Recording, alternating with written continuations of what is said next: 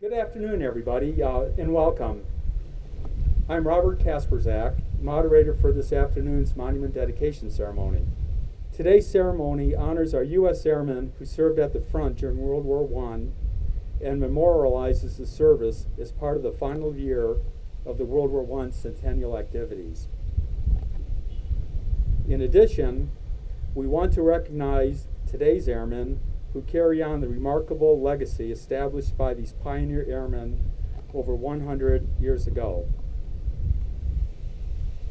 May I please ask everyone to rise as the colors are posted by the Wright-Patterson Air Force Base Honor Guard and the World War I Reenactor Formation.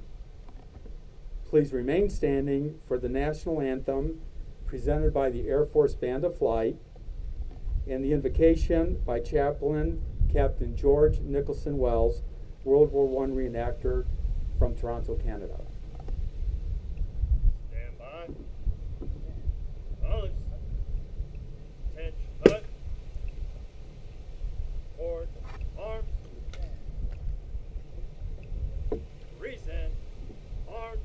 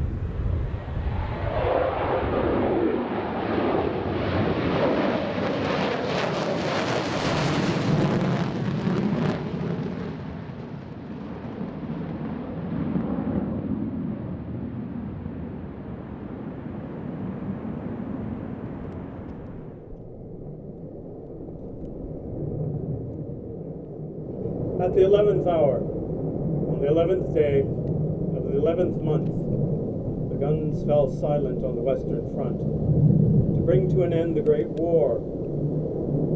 The Allied nations have recalled that moment through our Armistice, Memorial, and Remembrance Day events down through the decades during which the men and women who served in our land, sea, and air services have continued to pay the ultimate sacrifice. 100 years later, we are here today to remember lives sacrificed in the service of our various countries and those traumatized and injured in conflict. May we have such a devotion to justice and freedom that the heroism of all who fought and are still fighting continue to be remembered. So let us now fulfill the purpose for which we are assembled, the dedication of this memorial in grateful memory of all who gave their lives that we might live. In ages past, Abram moved his tent and came and dwelt by the oaks of Mamre, which is in Hebron, and there he built an altar to the Lord. And in the days of Joshua, the children of God took 12 stones from the river Jordan and placed them together as a memorial forever. Bestow your blessings on us and on this monument, and to those airmen of the Lafayette Escadrille and the United States Air Force of the Great War, who laid down their lives for our sake. Send your Spirit upon all times when we assemble here to honor their memory and to remember all those whose names are written in the book of life.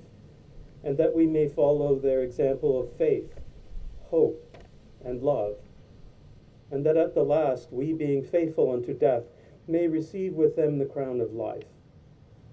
May we continue to honor the memory of our departed comrades by our service to our veterans and their loved ones, and remembering our solemn obligation, may we ever pray, Lord God of hosts, be with us yet, lest we forget, lest we forget. Amen.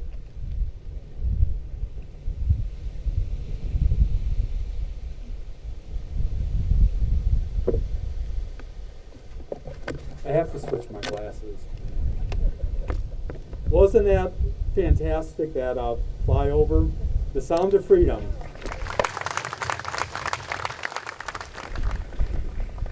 I'd like to take a moment to introduce our distinguished guests who will formally dedicate the monument.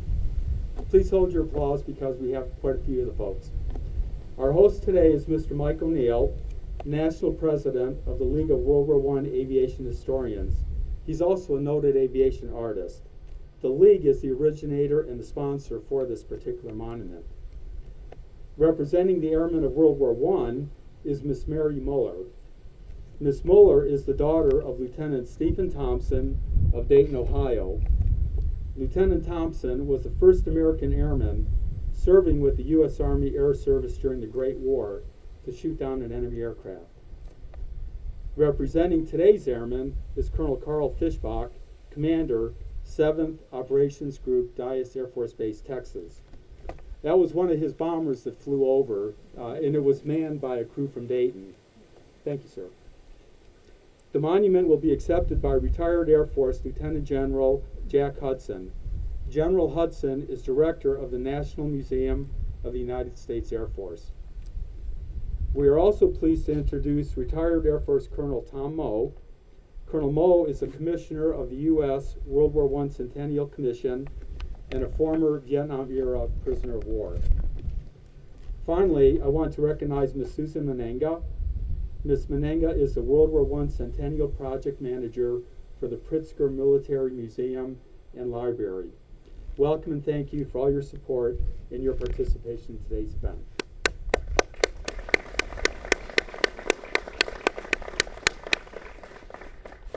In addition to our distinguished guests, we have several very special guests in attendance. Particularly, we are honored to have special representatives from a number of nations that participated in the war. We'd like to welcome Brigadier General George Franchomme, Defense, Military, Air, and Naval Attaché, Embassy of Belgium, Washington, D.C. For Great Britain, we'd like to welcome Group Captain Andrew Lloyd and his wife Cheryl, Air Force Sustainment Center, Wright-Patterson Air Force Base. For France, we are pleased to have Colonel Oliver Calajan, Air Attaché, Embassy of France from Washington, D.C. as well. Colonel Michael Trauterman, Air Attaché and Assistant Defense Attaché for the Embassy of the Federal Republic of Germany is here as well. Thank you, sir.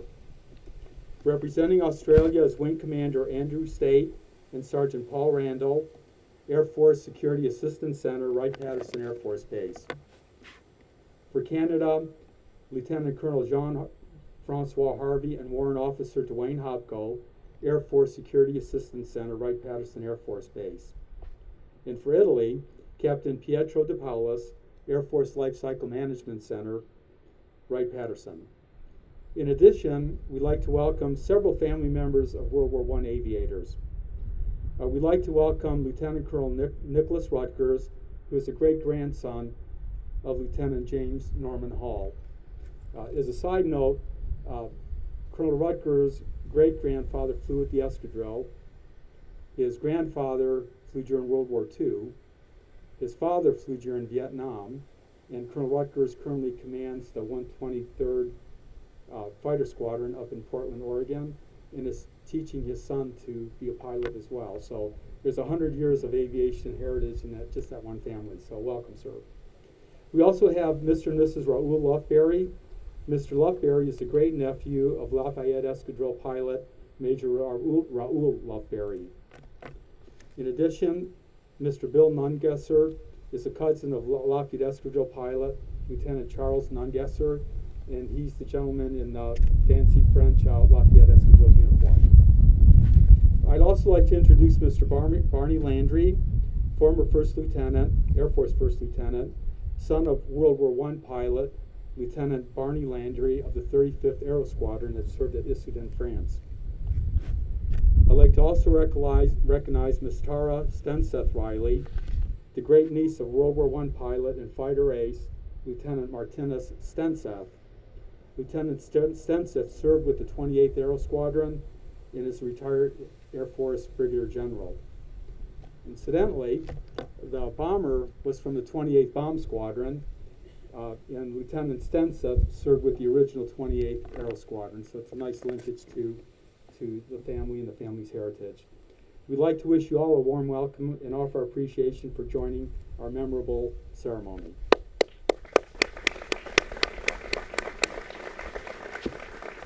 At this time, I'd like to introduce our league president, Mr. Mike O'Neill.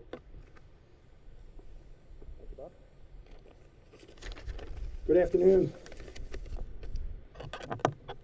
In the early morning hours of 12 September 1918, just over 100 years ago today, the combined forces of the United States and France launched the Saint-Mihiel offensive. Its purpose was to straighten out the bulge in the front lines near Saint-Mihiel in preparation for the final autumn offensives, which would bring the war to end all wars to a close just 2 months hence. In support of this offensive, nearly 1,500 aircraft, French, British, and American, were united under a single command.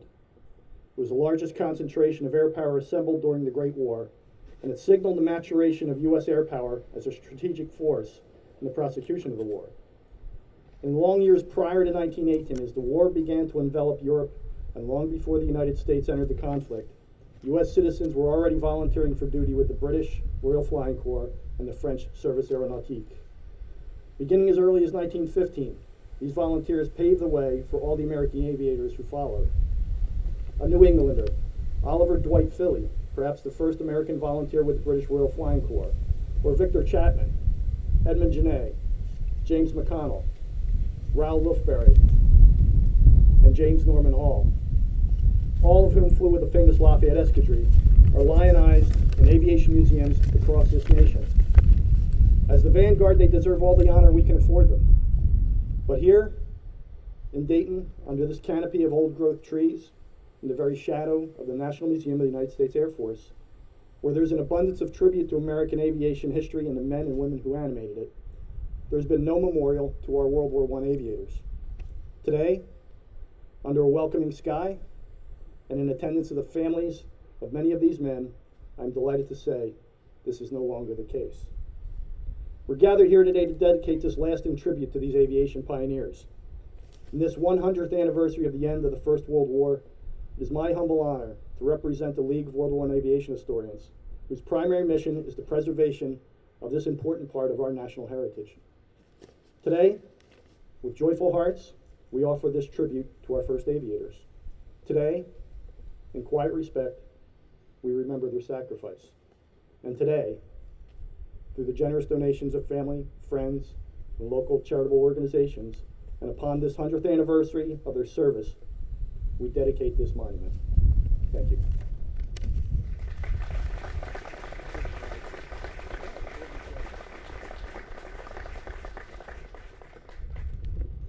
Thank you, Mike.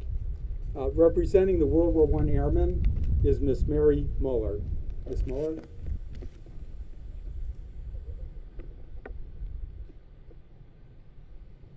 I'm slow. That's all right. Take your time. Yes, I'd like to thank the League of World War I Aviation Historians for inviting me to represent the 78,000 United States Airmen who served at the front during the Great War. My father, Lieutenant Stephen W. Thompson of Dayton, Ohio, was one of these airmen. I am humbled by this unique privilege to represent him and the airmen of the U.S. Army Air Service. My father was the first man in U.S. military service to shoot down an enemy airplane.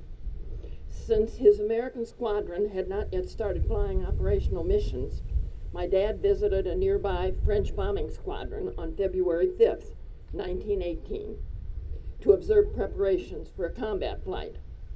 a French observer became ill, and my father was invited to replace him. Actually, my father told me that the observer was not ill. My father talked him into saying he was ill and asked to have my father represent him, which he did. Once inside the German territory, his bomber was attacked. While defending it, my father shot down an Albatross fighter over Saarbrücken. Because of his unique status on this mission, he was not granted credit for his victory during the war. However, with the assistance of the National Museum of the U.S. Air Force, he was finally granted official recognition for the victory in 1967. Thank you.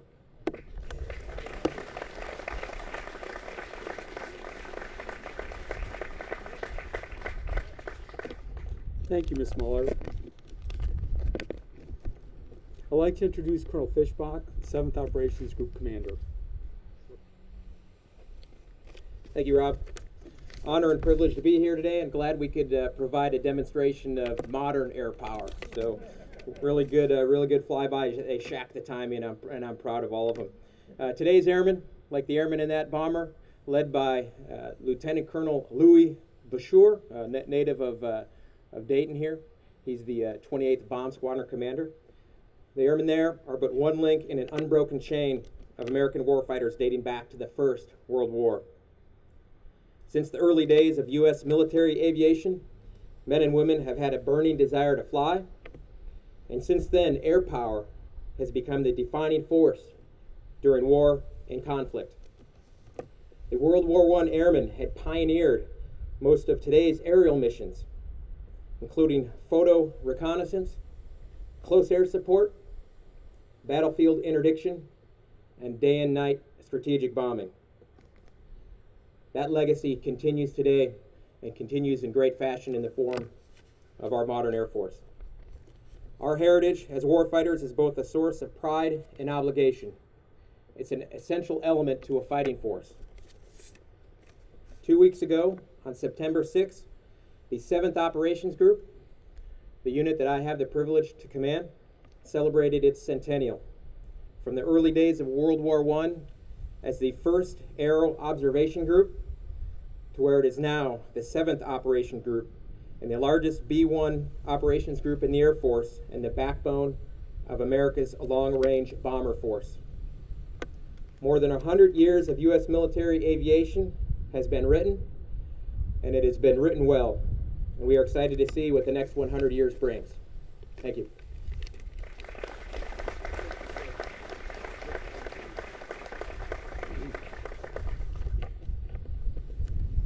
Thank you, Colonel Fishbach. May I please ask Mr. O'Neill, Ms. Muller, Colonel Fishbach, and General Hudson to come forward for unveiling the monument and presenting to the National Museum of the United States Air Force.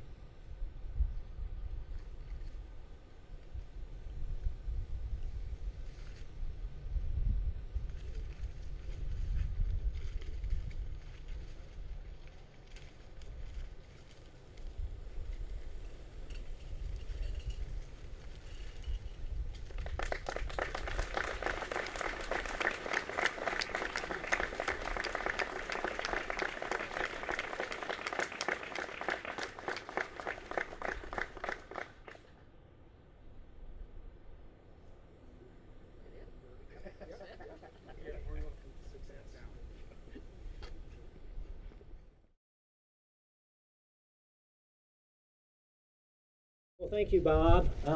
You know, I want to also say that was an awesome flyby. You're right, they shacked the time. You never quite know how that's going to work out. But between Bob, your remarks, our national anthem and the honor guard. That was perfect. And they stayed in afterburner for what seemed like a very long time. That's always awesome. And as we know, jet noise is a sound of freedom. So I want to thank you all for being here today on the National Museum of the United States Air Force on our grounds here. Now, we did one of these yesterday. It was out in Phase 2 of the Memorial Park. There was no breeze and it was just as hot. So we have it good here. So thank you all for being here. And I want to extend a special welcome to the military representatives from our allies from Belgium, Britain, Great Britain, France, Germany, Australia, Canada, and Italy. You know, the ties and the alliances that bind us are strong and they're deep, both on a professional and a personal level.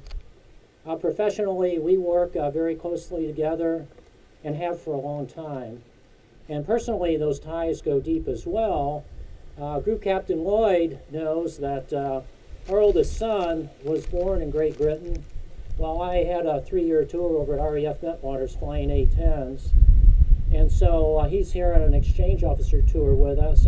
But those kinds of things go on with all of the countries mentioned. And so those ties and alliances are deep and strong, and we very much value all that. So thank you all especially for being here. So here at the National Museum of the United States Air Force, there are two fundamental missions. One is to tell the Air Force story to the public, and the other is to inspire our young people toward our Air Force and toward science, technology, engineering, and math.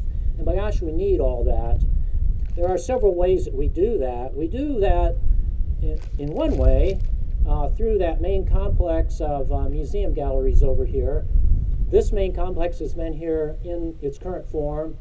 It got started in 1971. Before that, it was on the main base. Before that, it was downtown. It goes back to 1923. The buildings have gradually increased over time. Our Air Force Museum Foundation has funded the construction of those buildings, but they're here now and help tell that Air Force story and help inspire our young people. Another way we do it is through our main website, through the photography that we have on the entire interior of the museum. It's high definition panoramic format. Doesn't matter where you are on the planet, actually, you can tour the museum with a smartphone or a tablet or a desktop computer. It doesn't matter. You can do that from anywhere. And then we have artifacts on loan all across the United States and in some locations in other countries. Another way we do this, that we accomplish our mission, is through what we have in our memorial park here.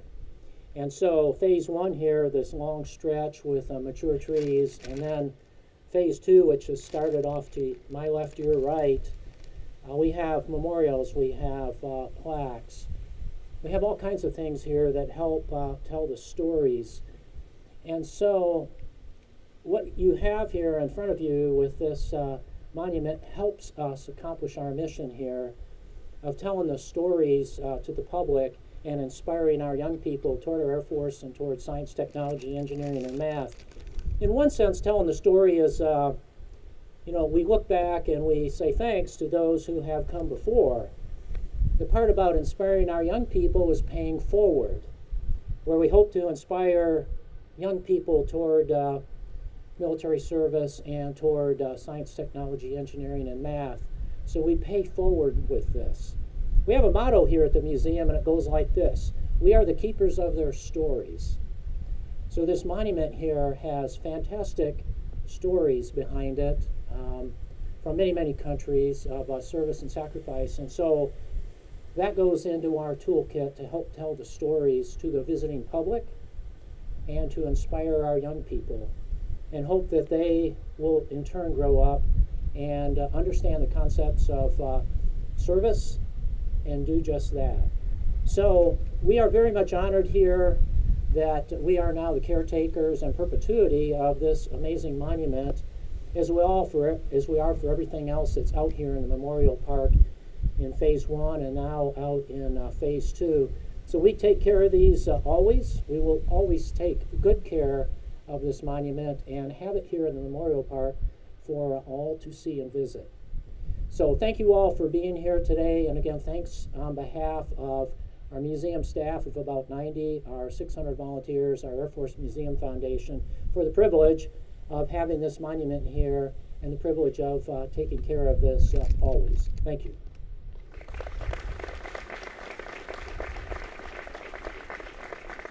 Thank you, General Hudson. We're going to do a benediction for the monument, and then we're going to have a short presentation by Colonel Moe and Miss. So, Ken Wells.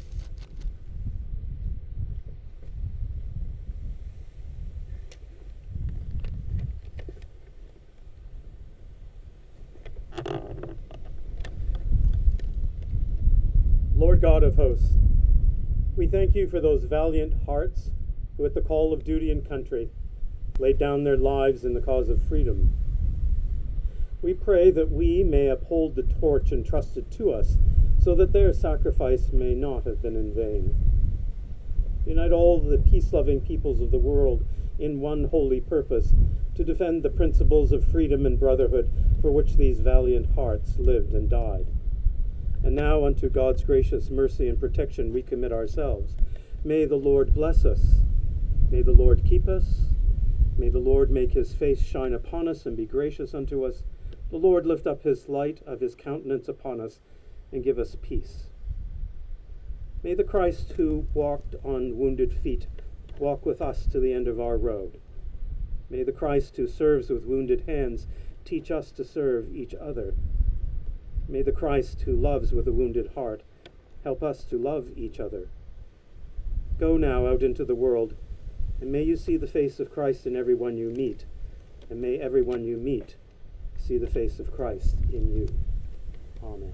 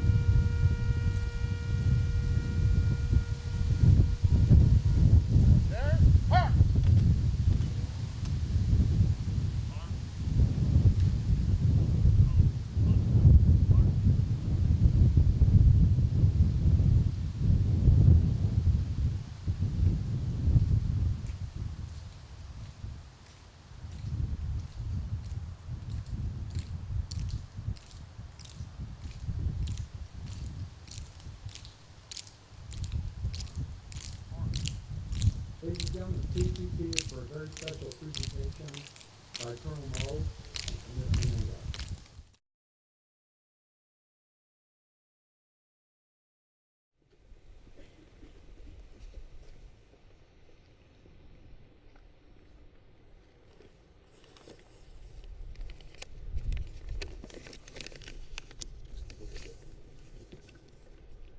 Well, good afternoon. You can answer. Bonjour. Guten Tag. Good day. And hello to everyone. So good to see you all. What a moving ceremony. So I'm pleased and honored to be with you today for this program. My special thanks to the tireless efforts of Bob Kaspersak and my friend Susan Mananga for their tireless efforts in support of this project.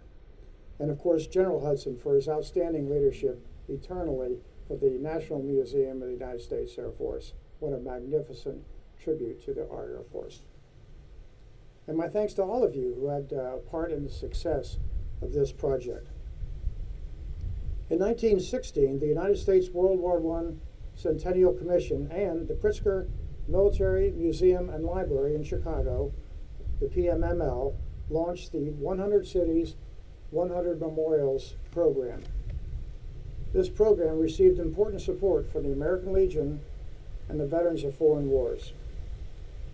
For its part, the PMML established a matching grant award of $2,000 to serve as an incentive for each community that could honor those who served in World War I by joining together to establish, in this case, or to restore these important historical treasures. This program generated over $4.8 million in World War I memorial dedications and restorations across the nation. Understanding the importance of their community's history, our community's history, veterans groups, historical societies, school children, and citizens of all types rallied together to make these projects a success. We will and must remember the sacrifice made by our fellow citizens over there 100 years ago. One of the most poignant poems from that war was composed on the battlefront on May 3rd, 1915, during the Second Battle of Ypres in Belgium by Lieutenant Colonel John McCrae. About 4 weeks ago, I had the honor of being at the Flanders Field Cemetery, American Cemetery there, near Kortrijk, and also the Buffalo Bridge, which was seized by the Ohio 37th Buckeye Division, and we are joined for the program by a number of our fellow Buckeyes from the 37th Division. And I have to also point out, they're still standing up here, there are 2 flag bearers here. We're over in France and Belgium with us as well. They're from Canal Winchester. And they went over there to join these centennial commemorations on their own dime. So I think they need a hand. Thanks, guys.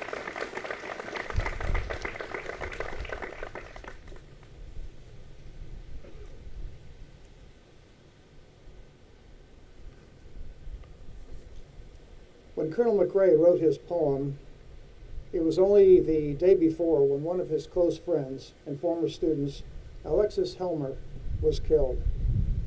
And you know, we can never cease repeating individual names. We talk about millions of people lost in war, but they all had a name, and Alexis Helmer was one of them. Inspired by the sacrifice of his friend and so many of his colleagues, McRae wrote what was become the immortal poem, In Flanders Fields. The last stanza of the poem entreats us to do just as we are doing this day, when it says, "If ye break faith with us who die, we shall not sleep, though poppies grow in Flanders Fields." We must never break faith. We must never forget the service and sacrifice of our doughboys and their families. Through your work on this memorial, you have told in concrete terms to your community, to your state, and your nation, we will never forget. Thank you for this splendid effort. And now I would like to ask General Hudson if he would come forward, and on behalf of the World War I Centennial Commission and the Pritzker Military Museum and Library, I'd like him to accept this World War I Memorial Certificate. Find a good place for this in the museum. Thank you, General.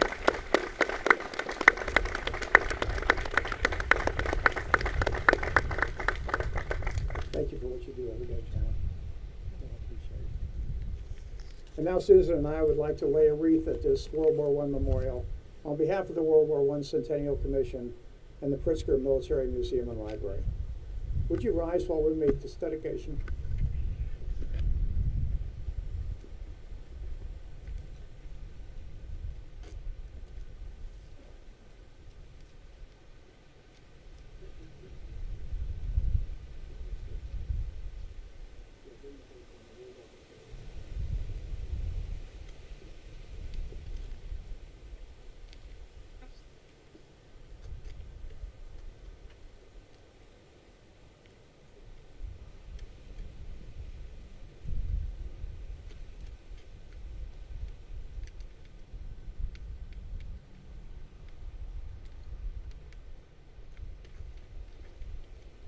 Thank you, ladies and gentlemen. Please be seated.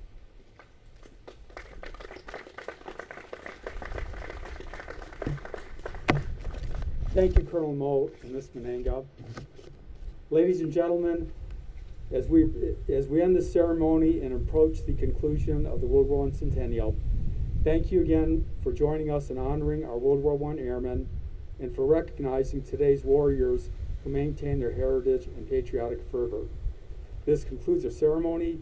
May you have a safe trip home, and for those remaining, enjoy this week's Dawn Patrol weekend. Thank you again.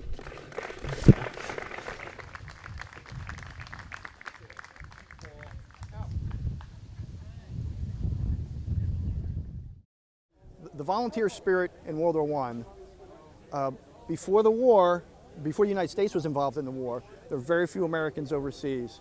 Once that started to happen, volunteers with the British and the French, with the Italian air services, before the United States was involved, these guys were going over and offering their service. A year later, the Americans get over there, the United States Air Services formed, and that core of volunteers and organization was what helped provide the foundation for our National Air Service now, our National Air Force now. So the takeaways from here to me, at least for the youth, is volunteering is a good thing. You know, serving your country is a great thing. And if you're at the vanguard of some important project like that, some important service, you never know what's going to grow into. Who would have envisioned what the Air Force would grow into after this humble start in World War I?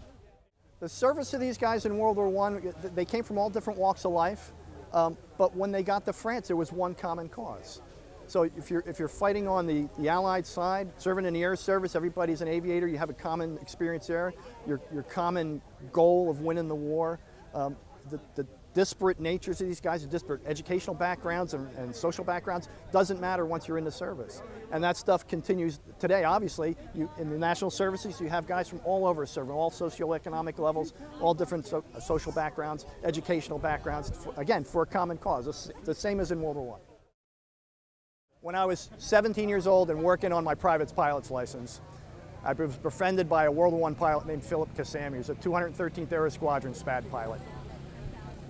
While I was interviewing Phil, when he was 83 years old and I'm 17, we were talking about flying. I told him I was getting ready to take my flight test, and he said, I have something for you, and he came downstairs with his original World War I pilot's wings. So take these with you, they'll bring him good luck. They'll bring you good luck, right? So, and they did. I passed my test, which was great. But what he didn't understand at the time was the long-term effect this would have on my interest in aviation, and particularly in World War I aviation. I've focused my entire life, the last 40 years, on commemorating the service of these guys, and that initial act was the thing that kind of lit the fuse that has kept going for the last 40 years.